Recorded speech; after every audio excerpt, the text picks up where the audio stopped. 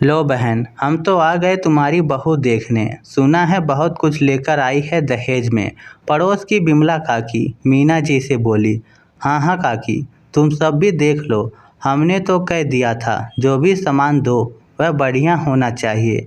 आखिर काम तो उनकी बेटी के ही आएगा। घूंघट में बैठी संचिता सबकी बातें सुन रही थी। उसे सब याद आ रहा था कि किस तरह सगाई के बाद हर रोज कोई ना कोई नई चीज़ की फरमाइश हो जाती थी।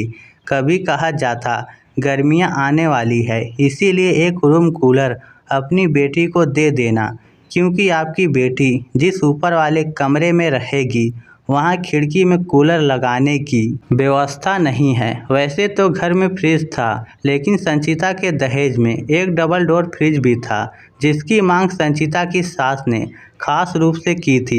उनका कहना था कि घर में सदस्य बढ़ेगा तो फ्रिज में जगह नहीं रहेगी।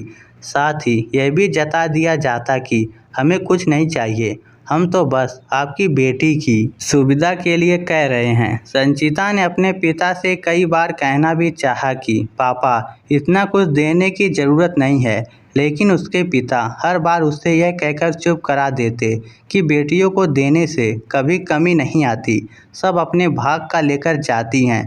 लेकिन संचिता सब समझती थी कि ससुराल वालों की एक एक मांग के लिए उसके पिता को कितना कष्ट झेलना पड़ रहा है। पता नहीं कहां कहां से पैसों का इंतजाम कर रहे थे ताकि बिटिया को सब कुछ दे पाए। नई दुल्हन के लाए एक एक सामान पर सबकी नज़रें थी कि वह कौन सा ब्रांड का है और कैसा है। तभी बिमला काकी की नज़र संचिता के दहेज में लाए बर्तनों पर पड़ी। 4 बर्नर के गैस चूल्हे के साथ साथ चकला बेलन और तवा भी था। ये देखते ही बिमला काकी ने तंज कसते हुए कहा, ये क्या मीना, नई बहुरिया तो अपने साथ चकला बेलन भी लेकर आई है। बहू क्या आते ही अपना चौका बर्तन अलग से लगाएगी। यह सुनकर मीना जी काफ़ी शर्मिंदा हुई। उस वक्त तो उन्होंने कुछ नहीं कहा, लेकिन बाद में संचिता को सुनाते हुए बोली, हमारे घर में क्या चकला बेलन नहीं था जो अलग से अपना चकला बेलन लेकर आई हो।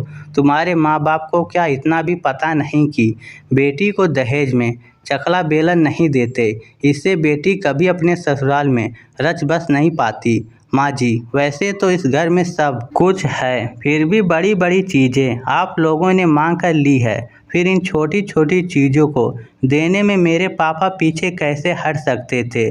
जिस तरह मेरे लिए इस घर में फ्रिज कूलर नहीं था, तो उन्होंने सोचा होगा कहीं रोटी बनाते वक्त आप ये ना कह दें कि तुम्हारी रोटी बनाने में हमारा चकला बेलन घिस गया।